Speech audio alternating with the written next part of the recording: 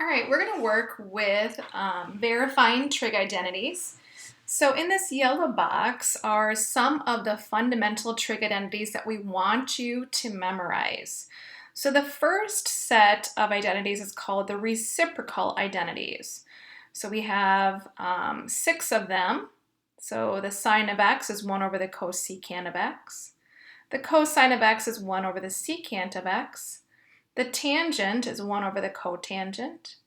And then the next 3, the cosecant is 1 over the sine of x. The secant is 1 over the cosine of x. And then the cotangent is 1 over tangent of x. The next set of identities are called the quotient identities.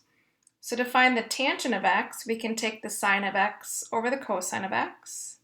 And the cotangent can be found by taking the cosine of x over the sine of x. The next set are called the Pythagorean identities. Sine squared of x plus cosine squared of x equals 1. 1 plus tangent squared of x equals secant squared of x. And the last one, 1 plus the cotangent squared of x equals cosecant squared of x. These, what I've highlighted so far in the yellow, are ones that we really want you to memorize because you're going to use them over and over again. The last set are even and odd function identities. So you can go ahead and just look at each of these. These are things that you don't see quite so often, so you can just read and look at them. All right, so let's go ahead and use our identities. So here's what verifying identities is. These fundamental trig identities are used to establish other relationships among trig functions. So what we're going to spend today is verifying identities. We want to show that one side of the identity can be simplified so it looks like the other side. Each side of the equation is manipulated independently of the other side of the equation.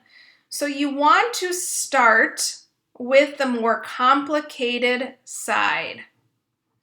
And what you do is you substitute one or more fundamental identities on that complicated side until you get it to look like the other side. So we're going to go ahead and look at these guidelines, and we're not going to tackle all of them in this first lesson. So one way is to work with each side of the equation independently, analyze the identity, and look for opportunities to apply those fundamentals. So here are some techniques. Rewrite the more complicated side in terms of sine and cosines. You might want to factor out the greatest common factor, or separate a single fraction into 2 terms, which would look like these two. Number 4, combine fractional exponents using least common denominator. And number 5, multiply the numerator and denominator by a binomial factor. And to highlight this, don't be afraid to stop and start over again. So here's our first example. We have an identity, so we have an equation. We want the left and the right side to equal each other. We're trying to prove that.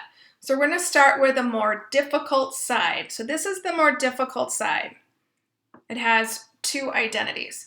And what we're going to do is we're going to rewrite it. So I'm just going to put a line here. We're not going to cross that equation, that equal sign.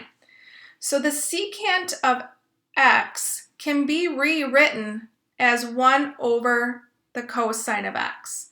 This is the reciprocal identity that is up in our previous set of notes. Then the cotangent of x can be rewritten as the cosine of x times the sine of x. This is the quotient identity. Now we can go ahead and simplify the fraction. I have a common factor of the cosine of x. So those are going to cancel out. And then I'm going to simplify 1 over the sine of x. All right, again, we're trying to get this right side of the equation. So we're going to continue manipulating using our identities. And those are our fundamental identities.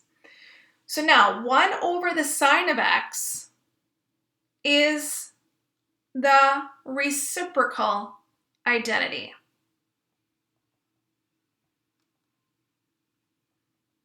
So again, where am I getting these identities? From this yellow box. So 1 over the cosine of x we used.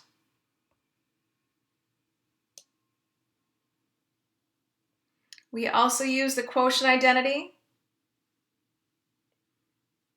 And then we used the cosecant identity. So we used those 3 identities in that previous example. All right. So we've proven that these are, in fact, equal to each other. Now, looking with our graphing calculator, you could create a graphing calculator image of those two. So this would be considered your y sub 1 in your graphing calculator. And then this would be considered your y sub 2 in your graphing calculator. And when you graph them out, they are the same graph. And here's what they look like.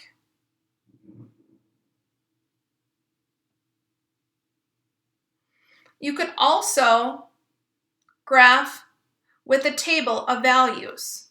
And you would notice that they become the same ordered pairs in your table of values. We will not be graphing these, but if you wanted to type them into your graphing calculator and see that they actually hold true, you can do so. All right, here is another example. Verify that these are equal to each other. So I'm going to start with the more difficult side, the left side. And I want to get it to be the right side. So I'm not going to cross that line. So I'm going to change that cosecant to 1 over the sine of x. That's the reciprocal identity. Then I'm going to change that tangent to the sine of x over the cosine of x. That's the quotient identity. Now I can simplify. I can cancel out a common factor in the numerator and denominator by the sine of x. Now we multiply those two fractions together. And then our last step is to use our reciprocal identity again. And we've now shown that the secant of x does in fact equal the left and the right side.